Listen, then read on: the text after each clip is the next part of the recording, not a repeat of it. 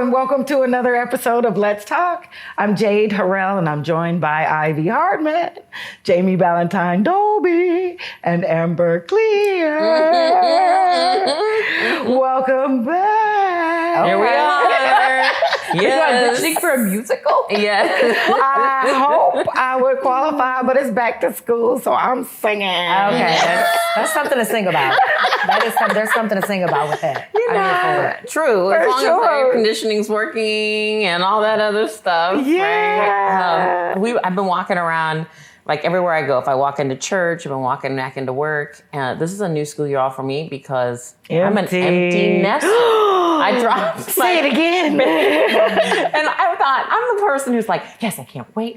I won't name all the reasons why I was really excited about being an empty nester. Fine, you can use your imagination. About that first 4 days, I was like, what's happening? I don't think I like it. And it's not about the kids being gone. It's just the being alone with you. You don't want to do with freedom anymore. Right? Do I even know who I am? I'm okay with it. I know who I am. I'm ready for it. She's got discovery. How much longer do you have? View. Yeah. A long time. And the routine has gotten back though, okay? My routine is I have a very responsible child. Yes. And so my kid sets all the alarms in the house. He lays his clothes out. He lays his snack out. He tells me what time he needs to leave the house, eat breakfast. So I really don't have any complaints. He's from Krypton. It's that. It's his management style of my parenting that I need a break from. His management of your parenting. He manages the parenting in the household, and really, he has taught me how to be a good parent. Shouts out to my baby boy. I want to tune into those TikToks. Yeah. Can you have him give tutorials to all the other kids? You will run it and then you won't. I promise. Right. So I mean, I don't have children, but I would like someone to manage me like that. He would manage you. He would be happy to tell you exactly what to do. I'm okay with that at this point in my life. Yeah. Would that qualify as a space that you're loving right now? You know, I always got to ask. So, is that what you're loving? No, it's not. I actually do not love to be managed by a child. What I'm loving, responsible child. No, I don't like that either. I am loving really just being able to be free and stay up, and when he goes off to school and have my me time, and I usually I'm the person that's like walking the neighborhood with the coffee cup. Yeah. Now, like I've become that lady. Yeah. And I don't know I don't have a destination. I don't have anywhere to go. But I'm enjoying just being out. I'm sorry. She's got businesses. You're not telling the truth. I know. It does sound like she's eating bonbons all day. You are busy, I still take a nice stroll with my cup. Okay. She's not pouring from an empty cup. Well, Any sense of the form. I'm filling my cup up with that St. Louis City water and sometimes a little something extra. And I love it. Well, I'm definitely loving that. And our next guest has work that she loves, and it is in the fight for hunger in our community, for ending hunger, of course, in our community. So we'll meet her in just a minute. But first, we got to take a quick break. So stay with us. We'll be back. Look.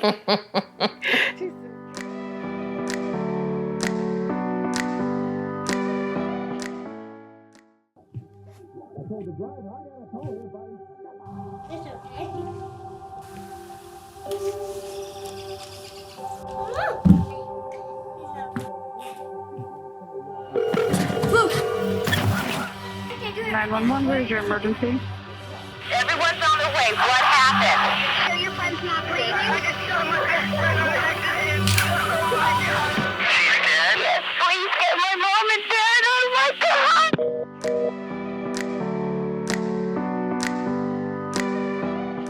And welcome back to Let's Talk. Our guest today is a U.S. Army veteran, an international best-selling author, and responsible for making sure nearly 500,000 people in our region are fed each year. Please help us welcome the president and CEO of the St. Louis Area Foodbank, Meredith Knopp. Good morning. Good. Well, good hello. Day. Yes. Good day. Yes. Should we be saying yes, ma'am? No, please don't. That is quite a resume. And I just got to ask about the through line. What connects all of those previous accolades to the work you're doing now? I think it's really just been a desire to serve and to give back. Growing up in Detroit, we were always doing things at local soup kitchens and with our church.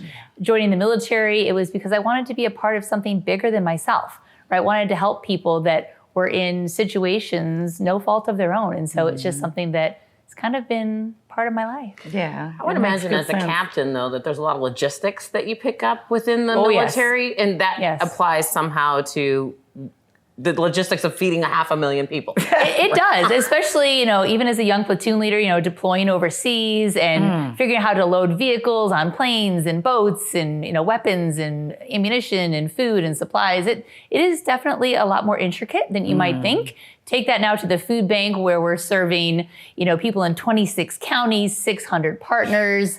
It is a very large logistics operation, much more so than when even I was interviewing for the job back in 2017, 2018. I was like, oh, I've got this. I walked in, I said, I do not got this. Right. And then came COVID. So we do need to have everyone understand what you all have been up to from when you came on board and through that. St. Louis Area Foodbank has been about what mission specifically? So we are all about ensuring that people have the foods that they need to thrive, right? So we're building stronger communities. We're nourishing people. We're empowering communities. We're transforming systems. But candidly, since I joined, we've had 2 floods and a global pandemic. Right. So we have been very busy, meeting people when they need us most. How do you do that? And so we do that in a myriad of different ways. The first way is that we're sourcing food. And so we're bringing food in literally from all over the country. But we really want to focus in on our local farmers, our growers, our grocers, our manufacturers, our distributors. We bring all that food to our location in Bridgeton, and we have tens of thousands of volunteers every year. We are very blessed that come out there and they take all of this food and they repackage it, or they go through it if it's a food donation to make sure that it's safe, right? We want to make sure we're treating everyone with dignity and respect. And then we get that food out to our network of partners. When we talk about partners, we talk about food pantries. So 600 across 26 counties that we serve. And then we also have the programs that we run with our school markets, our food on the move, our farms, all of those ways that we're getting food into the hands of people who need it most. Incredible. We were talking about our families earlier and back to school things. Yes. I know at my son's district, they have a food market and food pantry.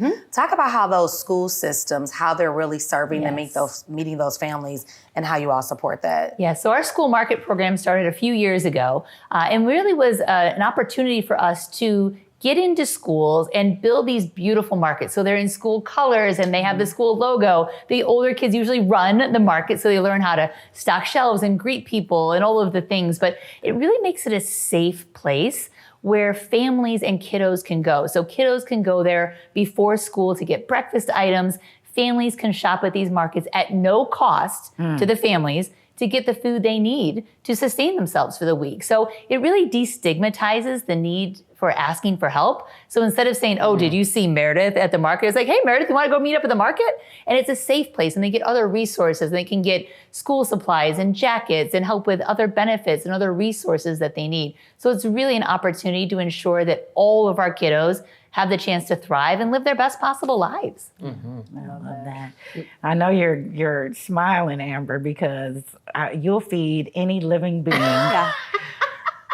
We've seen it done. So I want to know what resources we can help provide, or the community can help provide, that can help you, whether it's through food, volunteering, or even just supporting you in general. You almost hit my talking points. I call it, we need food, friends, and funds. Right? And so food is community food drive. So they can visit that website, stlfoodbank.org. They can find out how to host a food drive. We will deliver the food drive barrels to you, give you a list of our most needed items to make it super easy. We pick them up at the end. We give you a sheet that talks about your impact, so you know how many pounds of food, how many meals that translates to. We need friends. We talked about volunteers. We can't do this alone. We have a staff of 87 people. 87 people mathematically cannot deploy 50 million pounds of food. It just doesn't work. So we need people to do that. We need people to come out as young as 5 years old as 105. If you're willing and able, come out, volunteer with us at our site or at one of our pantries or one of our distributions. And then funds, right? Not all the food that we get is the food that we need. So we always have to purchase food, right? To make sure it's healthy and nutritious and make sure we're equitably distributing our food across the bi-state region. And so that food is able to go out into our school markets, for example. What's nice is that every dollar we receive, over 96 cents of that goes to our program. So our overhead, our administrative costs are very, very low. And our buying power is much better than my personal buying power. Like when I go to Aldi's or Walmart, it's not that great. It's the same as everyone pays, right? Yeah. But with the food bank and with our resources and with our connections, we can buy pallets for what we can buy carts full. So I think with our viewing audience, when we think about getting into the end of the year, there are certain times of year when people feel more compelled to give or be a friend or whatever. Are there times of year when you really need the friends or the funds more than others? Well, as silly as it may sound, hunger doesn't take a holiday. Right. I mean, people think about it, you know, with Thanksgiving and Christmas and Hanukkah and end of year, and that's lovely, and thank you. We need it. We appreciate it. And, you know, people are still hungry in January and February. Students are hungry in the summertime because they don't have access to those reduced meals or free meals at school. And so I kind of joke with it, you know, as a veteran, you know, we get a lot of benefits on Veterans Day. I could eat like 30,000 calories, y'all, seriously, for free. But what about the other 364 days? And so the same is with hunger. If people are struggling, they struggle any day of the week, any day that ends in Y. And so why? Well, because we need to make a difference. Sure. Well, when I hear you talk about the low overhead, but also the minimal staff, and the monumentous task you have, there's a lot of sweat, equity, and human effort that is necessary for this to work. So I'm imagining that is among a few challenges. What are some of the challenges that you face in accomplishing these tremendous goals? Sure. So we can always use more hands, right? Many hands make light work.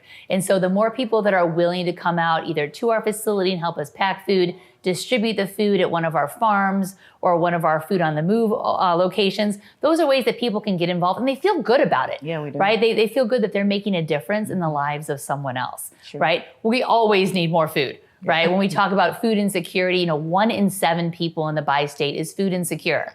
And that means instead of saying, you know, oh, what's for dinner, is what do we have that we can afford for dinner? Or will we even be able to have dinner tonight? These are very, very different conversations.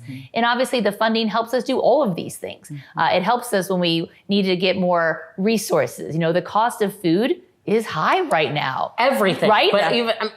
Well, transportation of the food to the places. Right. And it is. I'm and so assuming, it costs us more to put gas in those vehicles and to get the food. Because if you have transportation as a barrier, you can't drive 30 miles to go pick it up. So that's why our Food on the Move program is our mobile grocery stores on wheels. They are free, right? So there are other organizations that have mobile food distribution. Ours is at no cost, and it's great. They are handicap accessible. People can walk through, pick out the food items. There's refrigerators, there's freezers, there's pet food, there's personal hygiene, all in these wonderful trailers that we have that are traveling quite literally across the bi-state region. But we need food. We need people to help us snap those events. Like, how do we do it? Well, Like, I get it. Hunger doesn't take a break, but we need to take a break. Well, we'll get that info to people. That's about how right. they can And do we're it. hungry for that info. Yeah. So we'll just take this quick break, but please stay with us. When we return, we'll have more with Meredith Knopp, President and CEO of the St. Louis Area Foodbank. Stay with us.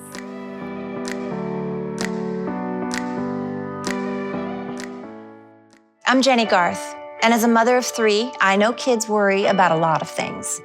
Getting enough food to eat shouldn't be one of them. But here in America, that is a real worry for 1 in 5 children. This is unacceptable, and something Feeding America is working to solve. Through a nationwide network of food banks, Feeding America serves virtually every community in the United States, including yours.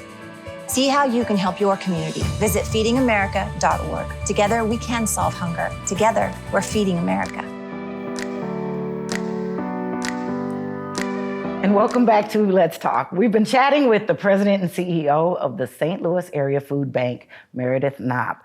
Meredith, the tenacity it must take to pull all of those things together, to hear that your greatest competition is the trash.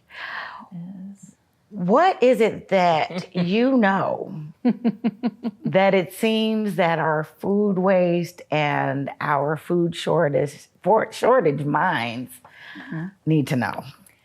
Candidly, it's about education, right? And so people see these labels on their food, Best Buy, da da da da. If something is Best Buy today, it doesn't mean it's poisonous tomorrow, right? And so that's the big misnomer. And people will throw things away, right? There's wonderful websites with, food keeper apps and USDA apps that actually will tell you about the extended shelf lives for food. And most food has not months, but years that it can be extended and still consumed and be healthy and safe. It just might, not taste as fresh 5 years later than it did when the day you bought it. But it's still completely edible. But then you mentioned apps. So now we're talking about the access space and area. So in that education, being keen to learning how that works, and that it doesn't compromise necessarily quality or economic benefit. Yes. If it's not by that date. Yes. But how do we also keep that idea and self-concept of, well, I don't have to have a stigma, but I'm eating old food, or that means I'm eating food that's discarded or trashed. Sure. How do you address those? I think there is a duality there, right? I mean, you want to make sure we're treating people with dignity and respect. And I can tell you that in our household, we have eaten things past the expiration date. My daughter, who's 12, she's like, Mom, this expired last week. I said, honey, it's still fine. We open it, we eat it. It's like, we're good. Yeah. We didn't turn green. We didn't, everything's fine. And so it's just about dispelling rumors, right? And rumors are rampant in any walk of life about anything, but it's just about education, right? And so that's what I always tell people. If you aren't sure, before you just throw something away, just check. Make sure it will save you money, right? We could all use to save money. Exactly. Because groceries are expensive. And so why not do better with what we have? Yeah. So you take expired food or, okay, so along that same lines, do you take food from like locally grown backyard farmers? Because I have so much produce that I just potato to everyone on my street. So the thing, I bring it to work, I bring it to my neighbors, no one wants it anymore. So I end up throwing either I just threw 3 watermelons to the chickens and Oh, don't do that. We can take care of it. Yeah. But how do we get it to you? Yeah, then? so we can connect you with the St. Louis Area Foodbank at stlfoodbank.org. We can connect you with one of our pantry partners who's local, probably someone within a few miles of where you live, would be so grateful to receive that wonderful fresh produce. Because that's what we're focused in on, is building a healthy and nutritionally secure Missouri and Illinois. And produce is a great way to do that.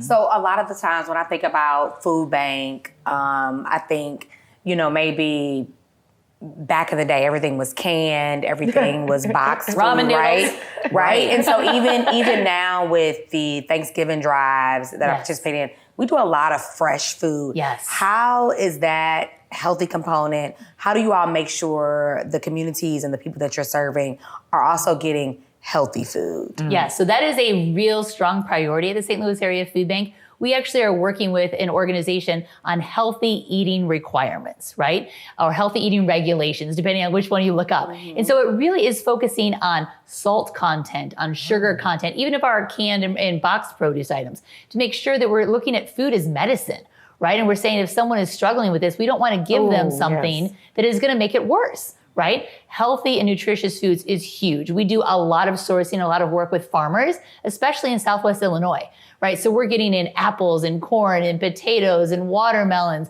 and proteins and eggs and milk and all of these things that are coming to the food bank that we're then able to distribute to our network of partners, those food pantries, to get it on the tables of people who need it most. Everyone deserves access to healthy and nutritious foods. Do you do anything like seed distribution, in the spring, so that people can learn how to grow their own food, or We don't yet, but maybe we'll start. Yeah. I don't know. It's a good idea. Speaking of getting food to the table of families, as well as the waste, how much, and to the point of making the best with what we have. I would imagine learning how to cook these things extends that shelf life and value.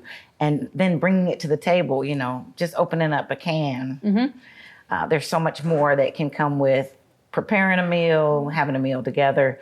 Do you incorporate those things, and why does it matter? We do. So I think you nailed it. Education is important. If I give you a food item, if I give you an avocado, if I give you beets, and if you're not used to that, if it's not in your normal diet, you're going to look at it and go, Psh, trash can. There's my competition, right? So what we do is we have registered dietitians on staff that will do videos, that will do recipe cards, that will show people simple ways that you can prepare these foods. We do them for families. So we want to get the kiddos engaged. I was cooking my daughter since she was 2 years old, right? And so you want to teach those good behaviors when they're young and teach them, if I don't know, how can I learn? And how do you make it tasty? And how do you do it 4 or 5 different ways so it's not the same recipe every time, right? We've talked a lot about you and the work you do in the St. Louis area, but really, let's get to know, like, what's your favorite thing? Like, what's the thing Meredith likes to do for fun? To feed you and your soul. To feed me and my soul. You know, I serve as the vice chair for the Missouri Veterans Commission, so I'm still very involved in the veterans community. I coach my daughter's softball team, right? I've coached her since 8U, so I have the absolute pleasure of working with these girls and teaching them not only about the sport, but teaching them about life skills and how to be a good teammate, right? And things that will transcend off the diamond, right? I love to travel, and I love just to connect with people and hopefully connect with them in a way that inspires them and really teaches them about the power of perspective and positive perspective. How you view things in life completely changes when you have that positive mindset. Jamie's all about just talking about that. There you go. We were just talking about that. I always tell people, when you lead with positivity, like other people's actions, I always say, what you say or what you do has nothing to do with me. It's not my business. No. And so that positive, I love that. And it also, to me, it fosters the giving spirit and the giving spirit of the food bank and giving spirit that our community needs. Because, like, I really don't see, I know that there's negative things going on, but they really don't enter my realm. You see what you look for. So if you're looking for, if your perspective is that you're looking for the good things, you'll see the good things. I'm always looking for snacks, but Yeah, see that's funny. Let's then look at what you may hope for the region and where you would like to see things progress. You've had some success, a tremendous amount of success in community building and innovation, and sounds like even creating community hubs to help one another through the volunteerism. What do you most hope for? You know, for your next steps? In the way I look at things and the way our team looks at things at the food bank, in a perfect world, we work ourselves out of a job. When someone says, like, you want to be unemployed, I said, I didn't say that. I doubt you would have nothing to do. We don't have to need the St. Louis Area Food Bank. That means everyone who resides in the bi-state region has enough healthy and nutritious foods to live their best possible lives, right? And we start with the kiddos, because kiddos don't, get to choose, what family or what zip code they get to start off life, but they all deserve that opportunity, right? And so we want to do that. We want to meet people where they are. We want to educate. We want to inspire. We want to ensure that whatever these kids decide to do when they grow up, they can be the best and they can be happy, and they won't have to worry about something so basic as food. That's a basic right that everyone has. And that's where we are laser focused on ensuring that everyone in the bi-state region has access to the healthy foods, to the culturally appropriate foods, to the medically tailored foods that they need to take care of themselves. And it's really that simple. And that's what drives us every day. Yeah. So every day we leave exhausted, knowing that we made a difference, but knowing that it's still not enough yet. And so that gets us excited, energized to come back and think about how we innovate with Food on the Move, how we innovate with our farms program, and all the ways that we're meeting people where they are with dignity and respect. Can I toss you one last one? Sure. Because there is a lot more work to do, because hunger is a global issue. It is. What do you have to inspire? I mean, Captain, you're running a region, Yes, ma'am. right? And you've served and worked with people who have served Yes. in arenas all over the world. What is your inspiration nationally and globally so that we can be out of this job and work on something else? Well, we're very fortunate at the St. Louis Area Food Bank to be a part of the Feeding America Network. So it's a network of 200 food banks across the country that do what we do. So if you're not in the St. Louis area, or you know someone in a different part of the country that's struggling, they can visit feedingamerica.org. They can find a food bank, a food pantry near them. No one should suffer in silence. That's so amazing, y'all. I had to get that last one in. Meredith, it has truly been a pleasure and an inspiration. I am so just in awe of what you shared and what you've done. Thank you for joining us today, and thank all of y'all for helping us with this great conversation. Yes. And thank you, St. Louis Area Foodbank, and for what you're doing for our community. To learn more about this great organization, you can visit stlfoodbank.org and stay with us. There's more Let's Talk when we return.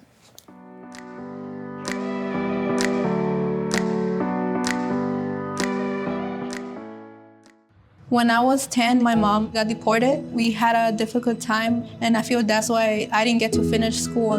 My husband is really supportive in a way that he pushed me to go back to school. She wants to have a career so her kids can look up to her. They both keep me motivated to go to school, and they see that if I do it, like they can do it too, you know? I feel that everything's possible. Find free adult education classes near you at finishyourdiploma.org.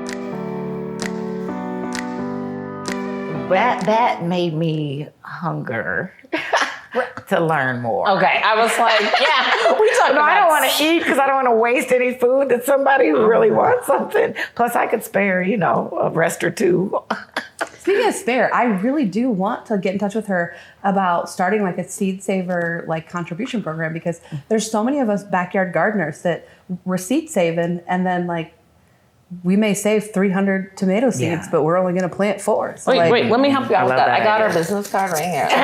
See, look, I put it. I love it. Bam! Yeah. Woo! Bam, bam. I love that. I love it. I really love the seed program. I think the St. Louis Food Bank has been doing some amazing things in St. Louis, and they really advocate in spaces that you don't expect. Yeah. Like we saw them participate in 314 Day. We've seen them participate in all the different holidays, and even the cultural connection that you talked about. Yeah, that's important. Making sure that families in different cultures and religions have the food that aligns with their dietary needs. I thought that was amazing. Because you're not just giving everybody the same thing. Yeah. Mm-hmm. Yeah. Well, that locally sourced, I'm glad you asked that health question about being able to provide quality food, not just what nobody else wanted. It's not all ramen all day. Right. But that locally sourced piece, as well as from seeds, keeps it fresh, and they're already ahead of that. That to hear that trash is their greatest competitor is heartbreaking, and it does it over and over again. Listen, I'm an empty nester, and we're just shopping day to day. You know what I mean? Because it is cooking. It is, and I don't mean to make it about me again and the hunger thing, but it is kind of one of those things where it breaks my heart to throw, like you were talking about, getting rid of watermelons, right? Mm-hmm. Oh crud! This chicken, we didn't cook it within the and legit. It's not like it's the and we're totally the people who eat after the suggestion. Yeah, look at the luxury. Look at the luxury that gives you. True. And we're looking for folks that just. Need to be able to put something. Great point. I have to look at that site that she said. Huge point. Well, that and the network. See, they said she said she has somebody close to you. She says someone you could connect with, you can distribute to. She says we can have someone come pick up the food if you have it. So they've got those aspects covered, but they also need us to help cover it.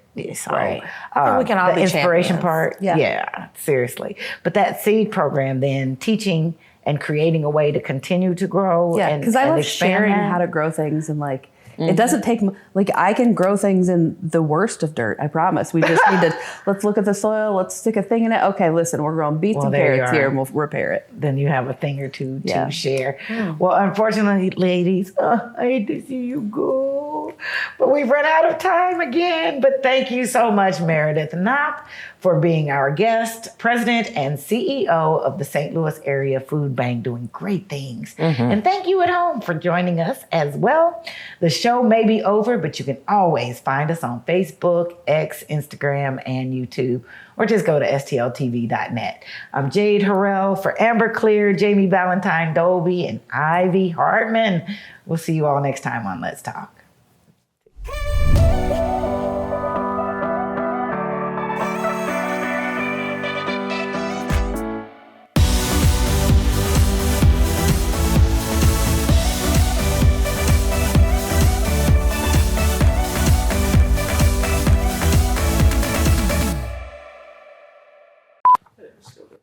Drippy mic. I do. I hate that. Listen, I went and saw. I know. Does your mic hang low? Does it? Does it look like I need a business card or something. I learn something every day from the boss. Of course, you put a business card over there. But then it's so ready when you got a bang. There you go. That just Funky happened. Finger Productions in the house. Yes, let me just get my business card out.